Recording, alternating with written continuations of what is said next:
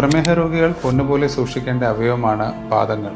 ധാരാളം പ്രമേഹ രോഗികൾ കാലിൽ മുറിവും അല്ലെങ്കിൽ കാല് മുറിച്ച് മാറ്റപ്പെട്ടവരുമായി നമ്മൾ കാണാറുണ്ട്. ഇവിടെ പ്രധാനപ്പെട്ട വില്ലൻ ഡയബറ്റിക് ന്യൂറോപ്പതിയാണ്. ഡയബറ്റിക് ന്യൂറോപ്പതി തുടക്കത്തിൽ സംഭവിക്കുന്നത് കാലിൽ മരവിപ്പായോ അതല്ലെങ്കിൽ തരിപ്പായോ അതുമല്ലെങ്കിൽ പുകച്ചിലോ ആയിട്ടായിരിക്കും അനുഭവപ്പെടുക. ഈ ഒരു ഘട്ടത്തിൽ നമ്മൾ ഇടപെട്ടില്ലെങ്കിൽ കാലിൻ്റെ സ്പർശനശേഷി പൂർണ്ണമായും നഷ്ടമാകുന്ന ഒരു സന്ദർഭത്തിലേക്ക് പോകാൻ സാധ്യതയുണ്ട്.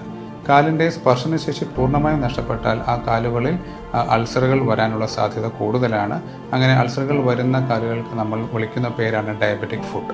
ഡയബറ്റിക് ഫുട്ട് വരാതെ എങ്ങനെ നോക്കാം? അതിൽ ഏറ്റവും പരമപ്രധാനമായിട്ടുള്ള കാര്യം ഷുഗർ കൺട്രോൾ തന്നെയാണ്. ഷുഗർ നല്ല കൺട്രോൾ ആണെങ്കിൽ ഞരമ്പുകൾക്ക് കേടുപാടുകൾ വരുന്നത് നമുക്ക് തടയുവാൻ സാധിക്കും. ഇനി ഏതെങ്കിലും രീതിയിലുള്ള കേടുപാടുകൾ വന്നിട്ടുണ്ടെങ്കിൽ തന്നെ അവ മുന്നോട്ട് പ്രോഗ്രസ് ചെയ്യാതെ നോക്കുവാനും സാധിക്കും. രണ്ടാമത്തത് പാദരക്ഷകരുടെ ഉപയോഗമാണ്.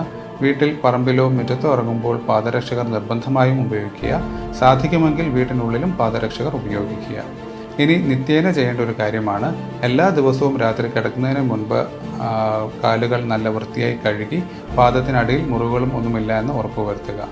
ഇനി എല്ലാ കൊല്ലവും നിങ്ങളുടെ ഡോക്ടറിനെ കണ്ട് പാദപരിശോധന കൃത്യമായി ചെയ്യുവാനും ഓർമ്മിപ്പിക്കുക.